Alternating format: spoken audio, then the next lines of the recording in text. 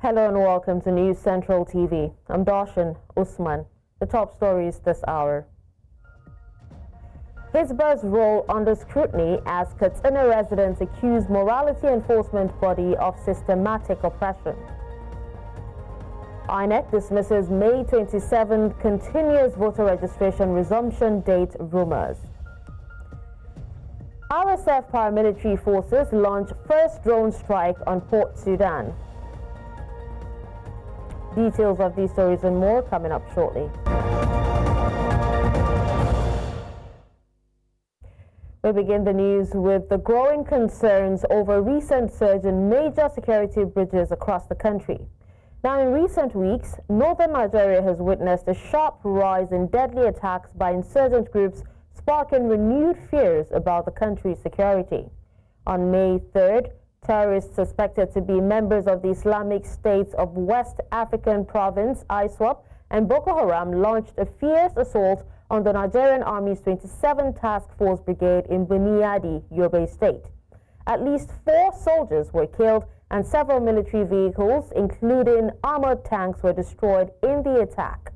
The incident came less than 24 hours after the Northeast Governors Forum met in Damaturu to endorse a new strategy against insurgency in the region.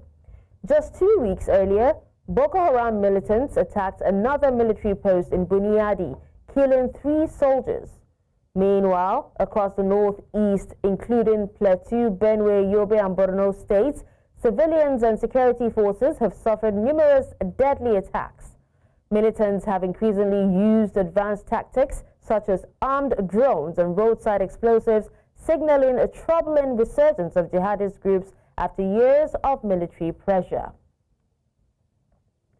To understand the complexities behind this surge in violence and the prospects for peace, we're joined by retired Brigadier General John Temlong.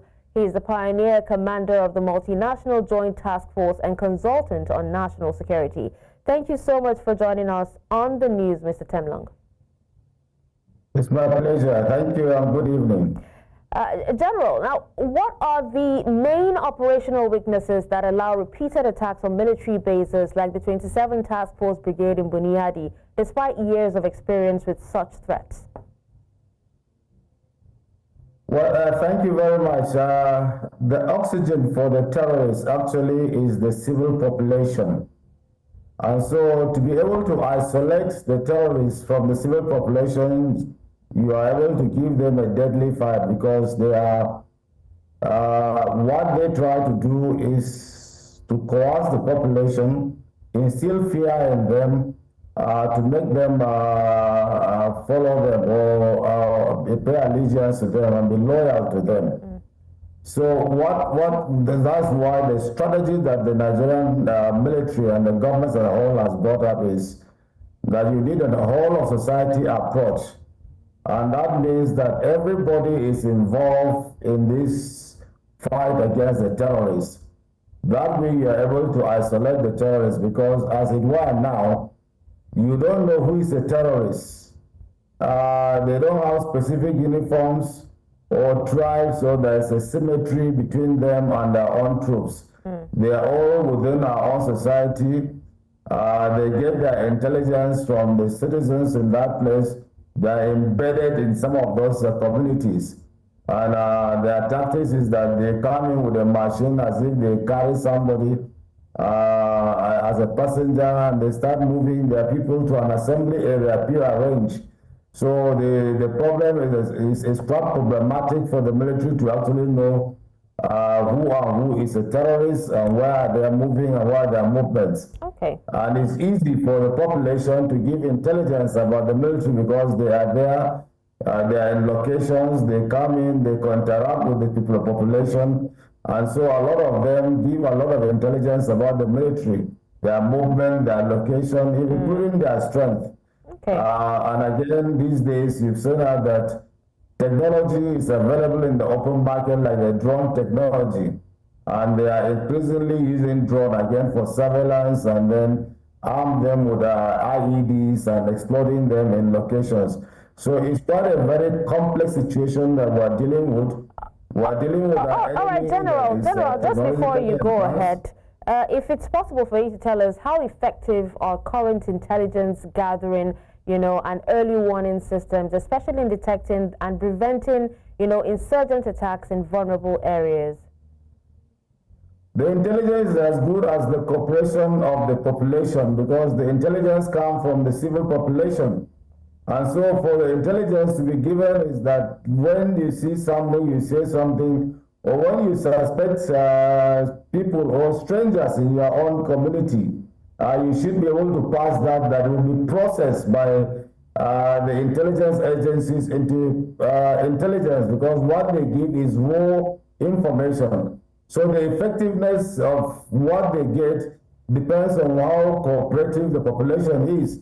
And that is why I have been preaching that we should be able to teach or get our people to build community resilience and teach them early warning systems, that they're able to see certain indicators and report them immediately. Will do. That will be able to help our communities to be resilient, and that will assist the troops too in their operations, because as quickly as possible they have some level of capacity building and training, that they're able to pick certain things of intelligence value and then send them to the appropriate quarters where they are analyzed and brought into a product of actionable intelligence. So the effectiveness of the intelligence is a process or a product of a process that comes up from the information that comes to them to be processed to become an actionable intelligence. And that information mostly comes from the people. And so the effectiveness is actually when the citizens cooperate and they know what they are supposed to do in the scheme of national security, then it becomes very effective. All right, cooperation. The problem that we say that security is everybody's business. Yes, it is. But how do the population know what to do that will enhance their own security? So that is the important thing that some of us have been preaching, that the governors and the local government chairmen must get involved in building the resilience of their communities, building them to be able to gain early warning, be able to give information through a secured line or through a pre-alleged line that is built up with the national security system. So that is what we need to do. And once we are able to do that and get our acts right, we will have this problem being dealt with properly. But as it was now, communities are very loose. People move about, nobody cares who is moving and the rest. And the value to life itself, is there a value to life? I don't know how it is now. Because nobody cares when somebody is killed. You see how the despondency within the youth, the lack of hope, hopelessness, and the rest of us must rebuild the whole society to give them hope, give them, let them be resilient, let them be able to stand their own, let them be able to detect signs, danger signs and warnings that are coming to their communities and within them, and report. And so there has to be a reporting line between them. It's quite doable, and and that's the model that once we adopt, we'll be able to deal with this situation squarely. All right, now, General, if you could tell us also, you talked about, cooperation from the public being very important, but what are other challenges, do Nigerian security forces face, especially in securing remote and difficult terrains, like the Sambisa Forest or even the Lake Chad Basin? The terrain is quite difficult. Even in that Yobe area that you're talking about, they are quite challenging. But you see, the military is trained to operate in all weather and all terrains. And that's why there are certain equipment that will be able to help you in fording some of these areas. And so we need those sort of equipment that should be fielded in the, within the services. You need more boots on ground. You need technology. You need eyes in the sky. And so there are a lot of things that once they are given the wherewithal, I tell you, the Nigerian soldier or the Nigerian troops will be able to do what they are supposed to do. And appropriately, we have been doing it in the past, and they will continue to do it once they have appropriate equipment, appropriate wherewithal, the morale of the men will be really high. So I think what we need to do is to increase the equipment holding. We increase boots on ground, we increase the use of technology, and we put up AIs in the sky and then integrate the air and ground operations in a way that the Air Force will be providing close air support and to the ground forces. All right. Now, just before we let you go, General, what impact does a leadership transition within the military, such as changes in theater commanders, have on operational effectiveness and morale? Because we do know that in most cases, continuity is a major problem as well. Well, again, there's what we call battle fatigue, that if you keep somebody long in an operation, they suffer battle fatigue. And so the changes itself, you are reinvigorating, bringing in fresh blood into the system. The new theater commander that has been taken there, General Abubakar, is a tested officer who has performed extremely well, especially on the plateau here at the mountain, at the Special Task Force. He did a great job here. He had operated again in the Northeast before, and so he's not going as a new person. He's going to a terrain to add the experiences that he has gathered over the years, and then to bring in new inspectors into the fight. So it's not going to affect anything per se, like you're saying. Rather, it will improve on the fighting probability and then the operational effectiveness of the troops. He has vast experience. He's a well-tested officer. He will be able to perform extremely well. So the changes itself does not. The military high command consider all these things before they carry out some of these postings. Sometimes somebody has stayed long in a place, he needs to be relieved. And so that's what sometimes we call relief in line. You relieve people to go and rest, and then you now inject fresh boots or fresh people into the operations. That helps. But again, you see, sometimes these people take advantage of the window of changes that the new command is coming and the rest to try and strike this sort of thing, because they are testing the will of the commander. So, and the commander knows that they are testing his will, and he will reverse the situation as quickly as possible. All right. Well, thank you so much, General, for joining us and also for speaking to us on this.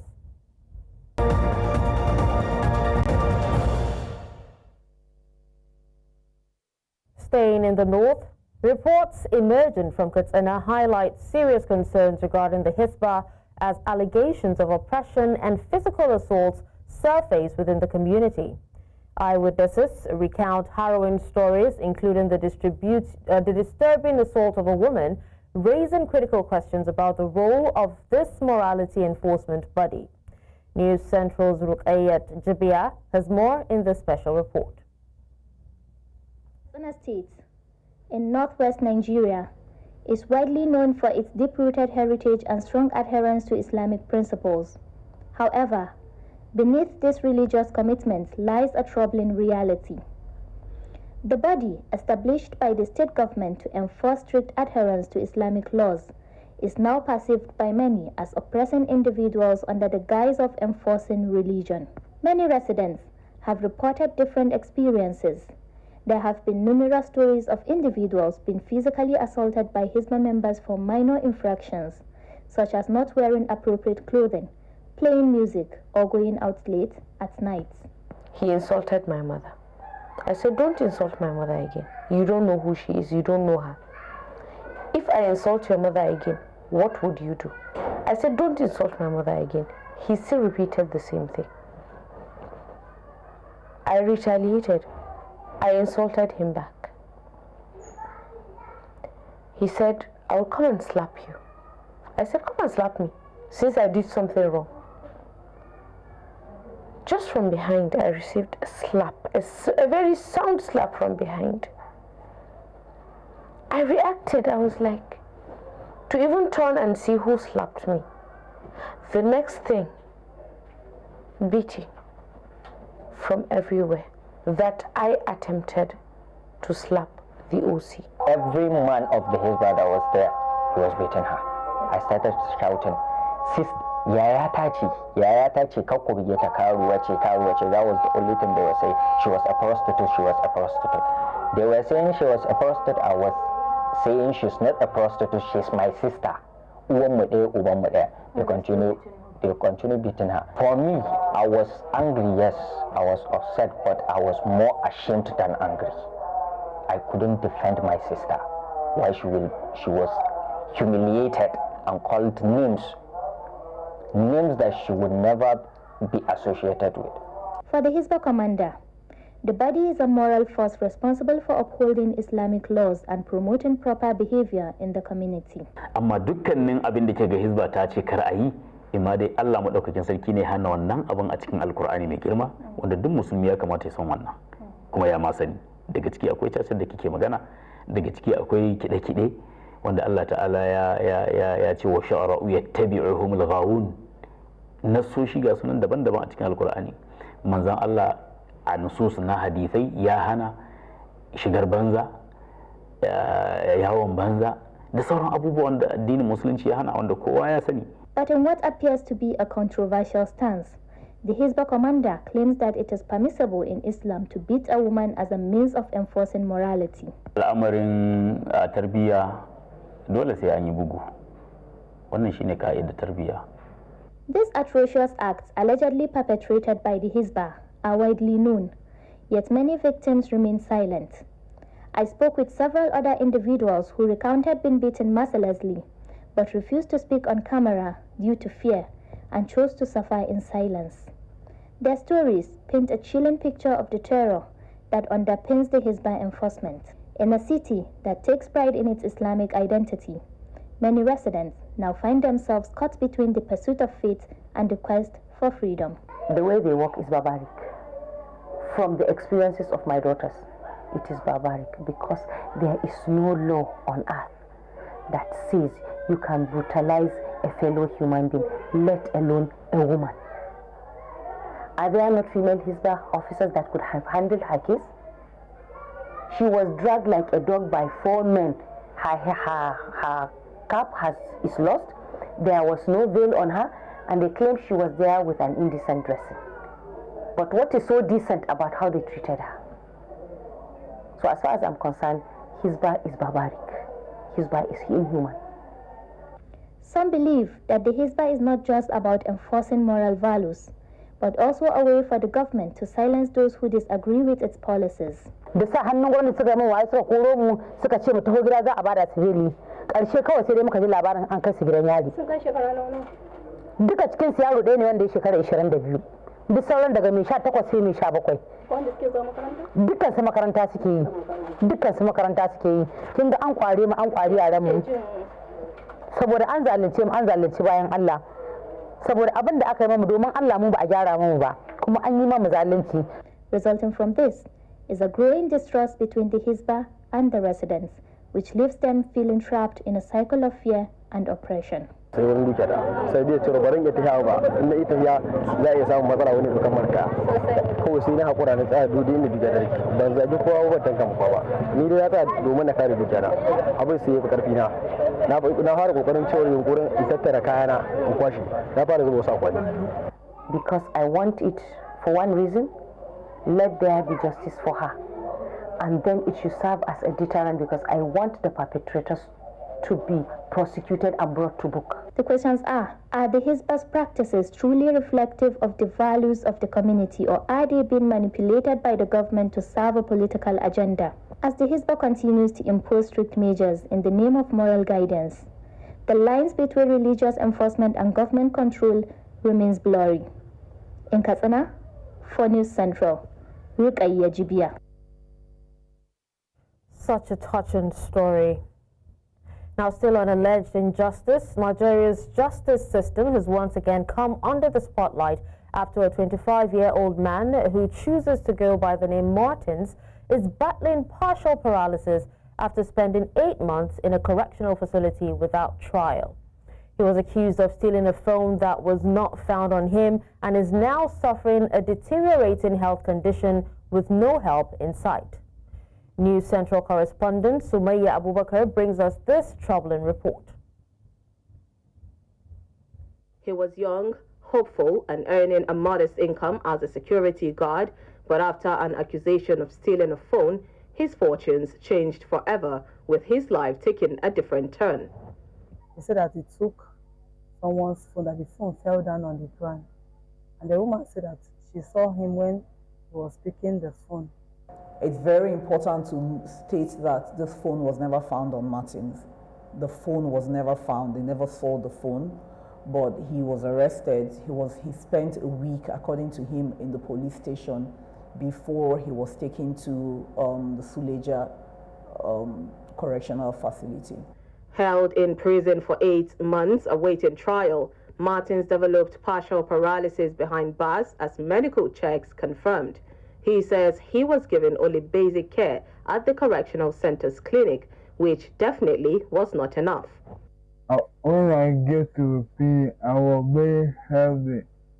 Nothing happened to me. So with that, this is what start, and I start. No family was to who the clinic is there. Single door, no day there. You will go complete or high price I will give you. They may go to. Me seeing my brother the day they brought him to the court, he was very, very sick. Even I cried off my head that very day. In response to his deteriorating condition, the center pushed for Martin's case to be heard, leading to the granting of bail. Pro-human rights organization, the Legend Golden Care, criticized the police for poorly investigating Martin's case, blaming them for his prolonged detention. I've interacted with a lot of brilliant police officers, but some of our police officers, their work is way below par. And why am I saying that? Why would you arrest a young man, lock him up, he's been incarcerated for 8 months without any investigation? You lock him up and you begin to do investigation. The executive director of the NGO also accused the correctional facility of failing to provide adequate medical care, worsening his health condition during his time in custody. The problem is not even just that he developed a stroke. He was never taken to hospital, not once. In response, the controller of the Correctional Service FCT Command denied Martin's claim that he was made to sleep in a toilet, saying that the center did the best it could with its limited resources. That's not true. He was given maximum attention as an inmate. Along the line, we discovered he has a medical challenge, which within the limitation of the medical facilities we have, we attended to him. Based on the letter we wrote to the judiciary, and the judge himself seeing him, let him go. He offered an apology to Martins for any perceived mistreatment, insisting that the facility did what it could with limited resources. This, however, according to the NGO, is inadequate as it calls for greater accountability. I want to appeal to the inmates. If there was anything he suffered, it's not our making. We're very sorry. We did our best. Our best might not be enough, but we did. I mean, on all levels, it's just wrong that this guy has been dehumanized in such a way. I believe that he deserves compensation. From a simple accusation with no concrete evidence, Martins has lost more than time. He has lost his health, his job, and part of his dignity. With his trial still pending, his fight for justice is far from over. In Abuja, for News Central, Sumaya Abubakar. Thank you, Sumaya, for that report. Now to the southeast. Anambra State Police Command has foiled a kidnap attempt in Neni Anyocha local government area of the state. The command's public relations officer, SP Tochukwu Ikenga, who disclosed this in a statement, said the operatives also rescued 3 victims, including a husband and wife. He said the command's operatives, attached to the Neni division, responded swiftly to a distress call along Okacha Junction at about 8:45 p.m. on Saturday and successfully thwarted the kidnap attempt. Ikenga added that a joint security force comprising the military, Nigeria Security and Civil Defense Corps, and local vigilantes was supporting the police in an ongoing operation to apprehend the suspects, reportedly armed with sophisticated weapons. Still talking insecurity, over the past decade and a half, Nigeria has grappled with various security issues leading to destruction of school infrastructure, the closure of schools, and a rise in the number of out-of-school children. In most cases, kidnapped students are either killed or injured, which raises concerns about the presence and effectiveness of security agencies and community stakeholders. Now, in this special report, News Central correspondent Austin Azu delves into how security stakeholders can partner to address the challenges facing the education system in Nigeria. Following the kidnapping of over 200 female students from the government girls' secondary school in Chibok, Borno State, northern Nigeria, on April 14, 2014, cases of student adoptions and assaults on school facilities have escalated across different regions of Nigeria. In light of the escalating security concerns across Nigeria, the Inspector General of Police has introduced a safe school protection squad to be replicated across the 36 states and FCT to secure school facilities and students in Nigeria. Between 2012 and 2016, more than 600 teachers were killed in attacks, while more than 19,000 were displaced. Delta State, South Nigeria, witnessed the program's inauguration at the Unity Hall Government House, Asaba, in conjunction with a two-day stakeholders forum focused on enhancing school security in Delta State and training school protection teams. The security of our school determines the security of our future. Consequently, therefore, they must be protected against all possible threats. In view of the above, I have directed the Commissioner of Police within the zone to engage their various stakeholders in meeting to ensure that the safety of our school is guaranteed. In his remarks, the State Commissioner of Police, Olufemi Abaniwonda, stated that the project aims to strengthen security resilience and integrate host communities in protecting education. As directed by the government of Delta State, all public places should have CCTV camera. This minimal security will assist us to respond to security threats. The SSG, on behalf of the state governor and other stakeholders, praised the police for initiating the stakeholders forum and revealed how they can ensure the program's success. The host communities of these schools have crucial roles to play in the area of intelligence gathering, environmental surveillance, and promptly reporting any suspicious activities or persons to the relevant communities. On behalf of the chairman, we are strongly behind any arrangement geared at protecting our communities. And we want to encourage you and give you the assurance that at any point in time, we are there for you. In attendance at the event were representatives of service commanders from various sister security agencies, school principals, teachers, secondary and primary students, vigilantes, members of the Nigeria Hunters, Anti-Court, Man-O-War, members of the civil society groups, members of the National Association of Nigeria Students, among others. In Asaba for News Central, Austin Azu. Now to political-related stories. Nigeria's electoral body INEC has denied reports claiming it has set May 27, 2025 for the resumption of continuous voter registration and related services.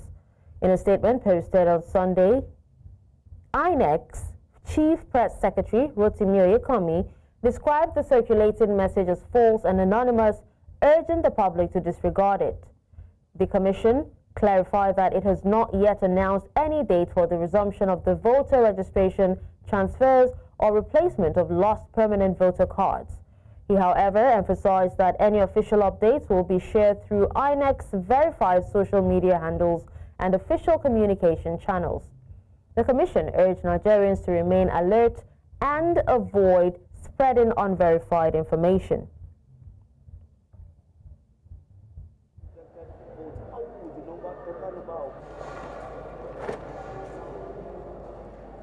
There's no light here.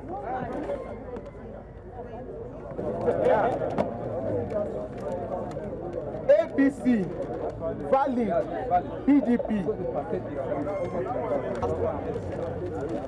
APC. Okay, look at this. Oseloka Obaze, a key ally of Peter Obi, the presidential candidate of the Labour Party in the 2023 general elections, has resigned his membership of the party. Obaze disclosed this in a letter addressed to LP chairman in Ochuche Ward 406, Ogbaru local government in Oka on Sunday. Obaze, a former United Nations diplomat, was secretary to Anambra government under Obi and had worked closely with him as an advisor and chieftain of the party until his resignation from Labour Party. He said his decision was to express his disapproval and protest the conduct of the April 5th governorship primary election of the party in Anambra. Obaze also cited the leadership crisis in the LP at the national level and the refusal of leaders of the party to harmonize or reconcile the Julius Abure and Senator Nenadi Usman factions. He, however, did not disclose his next political moves. As the rainy season approaches, residents of Fori and Galtamari in Maiduguri are increasingly concerned about a collapsed bridge linking Fori and Bama Road connecting University of Maiduguri. Now, the bridge was destroyed by flood waters on the 10th of September, leaving the community cut off.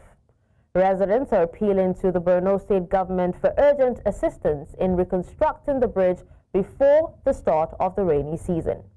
News Central's Umari Kirawa reports. Majority of the access roads in Maiduguri, the Borno State capital, which were destroyed by the September 10, 2024 flood, have been rehabilitated, wearing a new look. This particular Galtimari and Fori road network, including the bridge, remains a major cause of concern for residents here. I have been living here for the past 5 or 6 years. So this bridge is become as a major concern. It's the only road network between the Giwa Barrack and Bama Road. And majority of the staffs in the University of Maiduguri and other part of the workers who are using the bridge. It's a common linkage, in fact, between the old GRA and University of Maiduguri site. And there you say Kumar Gulo and there Sasa Ningijarang ya Kwanyan back Mama wa Fara Put Quota and the Gugunyara and the Euro Maskir Gugunyara Kwanyan. Most of the bridges that are affected in Maiduguri have been fixed, while this of Fori Galtumari, nothing has been made so far since this incident occurred. We are appealing to Our Excellency, the Executive Governor of Borno State, Professor Babagana Umara Zulum, to please come and intervene. When the bridge is reconstructed, according to residents, it will aid smooth pathway to access emergency services at the University of Maiduguri Teaching Hospital and tackle the foreseen threat of being stranded during the rainy season. This thing happened since last year, I think so, and the thing it has taken a lot of time, and I believe that this thing does not pass the strength of the government of Borno State. And what we are hoping as the community members and the students, we are hoping that the government will look into this matter. Koyaushe sai an ce mutum ɗaya biyu sun faɗi za ga wani ya targaɗe wani ya ji ciwo ko hannun shi ya gurɗe. Yawanci yara har da iyayenmu mata manya santsi yana ɗaukansu. Hanyar ba daɗin bi har ga Allah. Amma taimako muke nema gwamnati ta duba mu da idon rahama ta taimaka. With the concerns of the residents at hand, News Central met the Borno State Commissioner for Works and Housing, seeking answers for solutions. That bridge has been it has been destroyed by the flood that happens.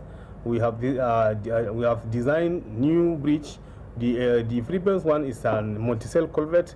We are now going to construct standard bridge, which is about 3 or 4 span bridges, which can give more room for passage of pedestrians and motor vehicles. His Excellency, after the flood that happens in Maiduguri in September, declared state of emergency in area of road construction and reconstruction of existing ones. And that is why you can see there are new roads that are opened up in the state, in narrow areas. Even in narrow areas, we are constructing roads and then repairing and reconstruction of existing ones. Addressing the collapse of the Fori Bridge and road networks is critical before it escalates, further compounding the struggles by residents. In Maiduguri for News Central, Umaru Kirawa. In a determined effort to eradicate polio in Abia State, the state government has launched the Immunization Plus Days campaign, urging mothers to ensure their children are vaccinated. The flag-off ceremony was performed by Priscilla Oti, wife of Governor Alex Oti, at the Aba South Local Government Headquarters on Friday. News Central's Chinwe Gele reports. The campaign aims to sensitize mothers on the importance of routine immunization and ensure that every eligible child receives the polio vaccine. Representing the governor's wife, the wife of the deputy governor, Chidera Emeto, reiterates the government's unwavering commitment to eradicating polio from the state. I urge all Abians to join hands with us. Let us work together to ensure that every child is reached, every community is covered, and every life is protected. She encourages mothers to take advantage of the free vaccines available at all primary health care centers, describing immunization as an investment in their children's health. Let us seize this moment to reaffirm our commitment to healthcare, to our children, and to our community. Let us strive to create a society where every child has access to quality healthcare, education, and opportunities for growth and development. Also speaking at the event, the Commissioner for Health, Enoch Uche, represented by the Chief Medical Director of Abia State University Teaching Hospital, Ijoman Duka, highlights the ongoing upgrade of primary health care centers as a strategic step to strengthen healthcare delivery and protect lives. We are not just out of the woods, we must remain vigilant and continue our efforts until we achieve complete eradication of polio in our state. The Executive Secretary of the Abia State Primary Healthcare Development Agency, Carlo, assures that trained vaccinators would reach every household to ensure that no child is left behind. Because I think that some of the children in other states are not immunized. And immunization at all is first, it must cost-effective intervention. The World Health Organization, a key partner in the campaign through its representative Al-Qasim Musa, stresses the importance of increased government investment in the fight against polio.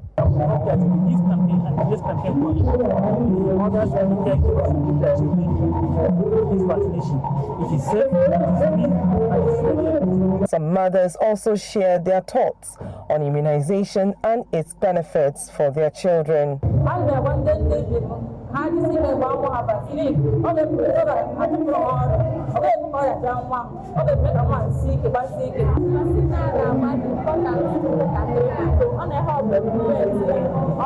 Abia State recorded one case of polio in 2023 and appears resolute in its efforts to prevent more cases.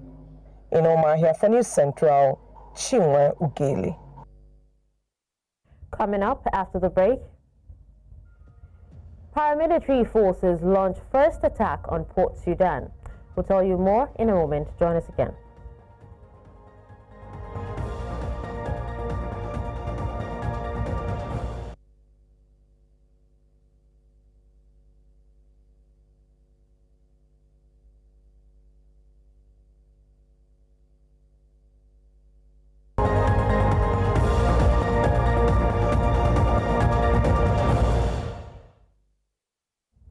Away from Nigeria, Sudan's Rapid Support Forces on Sunday carried out drone strikes on key military and civilian targets in Port Sudan, according to the country's army.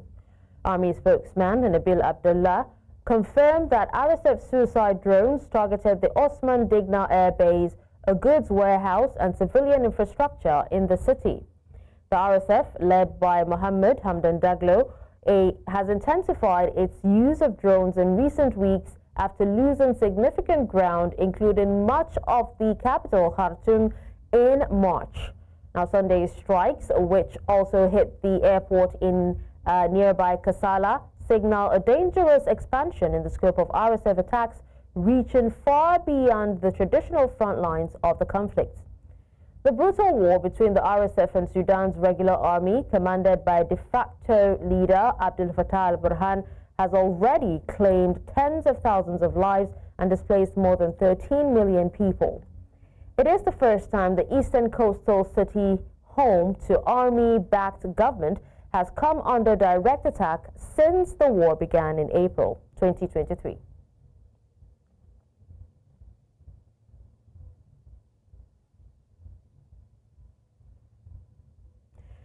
And in sports, Nigerian wrestlers shine on day 2 of the 2025 African Wrestling Championship in Morocco, clinching 5 gold medals in a dominant display.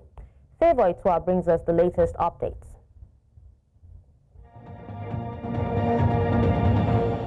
And in sport, Abdul Basit Abdul Fatai of Kwara and Hope Uduaka of Cross River emerged victorious in the men's and women's singles, respectively, at the 2025 Michael and Felicia Labi Memorial National Table Tennis Championships in Oton, Ayegbaju, Osun State. Abdul Fatai cruised past Matthew Fabumi 4-0 in the final, while Uduaka defeated Oyo's Alima Hussein 4-1.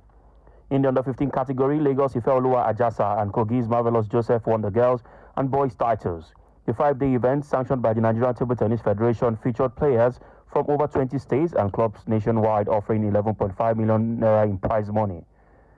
Governor Ademola Adeleke and other dignitaries attended the finale, which blended sport with entertainment, creating a vibrant atmosphere throughout the competition. And out to wrestling, AB Biogos delivered Nigeria's 5th gold medal of the evening at the 2025 African Wrestling Championships, overcoming Congo's Rosi Tabora 12-5 in the women's 72 kg final. Her powerful and tactical sound performance capped a flawless night for Nigeria's women's team in Casablanca.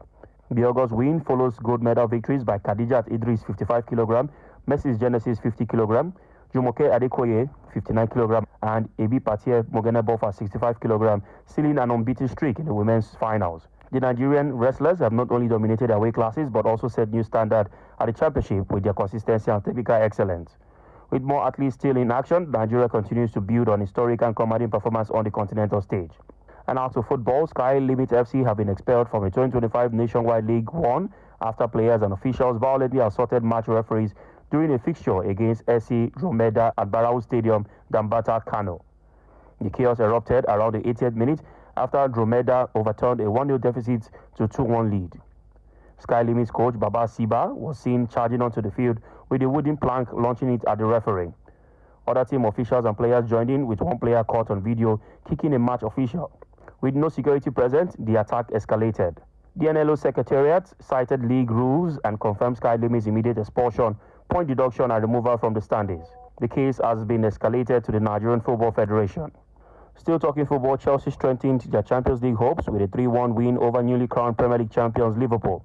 The Blues, who gave Liverpool a pre-match guard of honor, capitalized on a heavily rotated Reds lineup. An early slip by Curtis Jones allowed Chelsea to strike first, with Pedro Neto assisting Enzo Fernandez for the opener. Despite Liverpool's recent title celebrations, they lacked cohesion, and Chelsea maintained control throughout. Meanwhile, in other Premier League matches, Alexander Isak scored a stoppage time penalty to end Newcastle a 1-1 draw at Brighton after 2 VAR overturned penalty calls. At Brentford, the Bees shocked Manchester United with a dramatic 4-3 win, holding off a late United surge to claim all 3 points in the trailing encounter. The results leave Newcastle 4th and Brighton 10th in the table. And to wrap up sports update, Naomi Osaka secured her first WTA title in over 3 years by defeating Slovenia's Kaja Jovan 6-1-7-5 at the Lane Open 35 de Sant Malo, a WTA 125 event. The victory marks the 27-year-old's return to form since her 2021 Australian Open triumph and a comeback after giving birth in July 2023. Osaka, a 4-time Grand Slam champion and a former world number 1, had faced challenges with power and consistency, failing to reach past the second round in last year's majors. This win provides a confidence boost as she prepares to compete in the main draw of the French Open later in May, aiming to reclaim a place among tennis elites. And that wraps it up on Sports Update. I'm Favor Itua.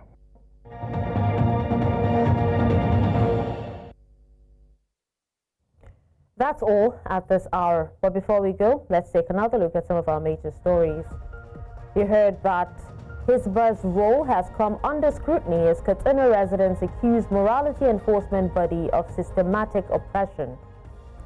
You also heard that INEC dismisses May 27th continuous voter registration resumption date rumors.